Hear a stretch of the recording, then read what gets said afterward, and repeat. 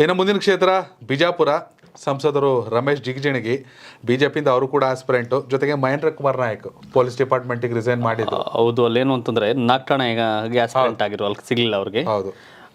ಬಾಬು ರಾಜೇಂದ್ರ ನಾಯಕ್ ಅಂತ ಇನ್ನೊಬ್ರು ಇದ್ದಾರೆ. ಜೊತೆಗೆ ದೇವಾನಂದ JDS ಬಿಜೆಪಿ ಮೈತ್ರಿ ಆಗಿರುವ ಕಾರಣ ಕಳೆದ ಬಾರಿ JDS ಇಂದ ಸುನೀತಾ ದೇವಾನಂದ ಚೌಹಾಣ್ ಅಂದ್ರೆ ಇವ್ರ ಪತ್ನಿ ನಿಂತಿದ್ರು. ಹೌದು ಹೌದು. ಸೊ ಇವ್ರು ನಾಲ್ಕು XMLA JDS.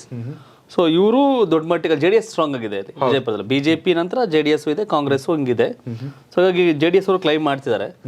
ಬಟ್ ನಿಮ್ಗೆ ಬದಲಾಯಿಸೋದಾದ್ರೆ ದೇವಾನಂದ ಚೌಹಾಣ್ ಬಿಜೆಪಿ ಟಿಕೆಟ್ ಮೇಲೆ ಸಿಂಬಲ್ ಮೇಲೆ ಟಿಕೆಟ್ ಕೊಡಿ ಅಂತನೂ ಕೂಡ ಚರ್ಚೆ ಇದೆ. ಹೌದು. ಸೊ ಇದು ಬಿಜೆಪಿ ರಮೇಶ್ ಜಿಗಜಿಣಿಗೆ ಬಹುತೇಕ ಟಿಕೆಟ್ ತಪ್ಪಬಹುದು ಅಂತ.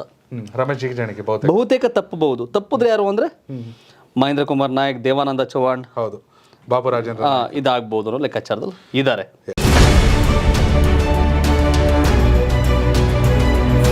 ಬಹಳಷ್ಟು ಜನ ತಾನು ಉದ್ಧಾರ ಆಗ್ಬೇಕು, ತಾನು ಬೆಳೆದ್ರೆ ಸಾಕು ಅಂತ ಅವ್ರ ಪಾಡ್ಗೆ ಅವ್ರು ಹೋಗ್ತಿರ್ತಾರೆ. ಆದ್ರೆ ಇವರು ಬೆಳಗ್ಗೆ ಎದ್ರೆ ಬೇರೆಯವರಿಗೆ ಒಳ್ಳೇದಾಗ್ಬೇಕು, ಒಳ್ಳೇದಾಗ್ಲಿ, ಅವ್ರ ಜೀವನದಲ್ಲೂ ಕೂಡ ಒಳ್ಳೆ ದಿನಗಳು ಬರ್ಲಿ ಅನ್ನೋ ಕಾರಣಕ್ಕೆ ಮಿರಾಕಲ್ ಮಾರ್ನಿಂಗ್ ಶುರು ಮಾಡಿದ್ದಾರೆ. ಸಮಾಜಕ್ಕೂ ಕೂಡ ಒಂದಷ್ಟು ದಾರಿದೀಪವಾಗಿ ಕೆಲಸ ಮಾಡ್ತಾ ಇದ್ದಾರೆ.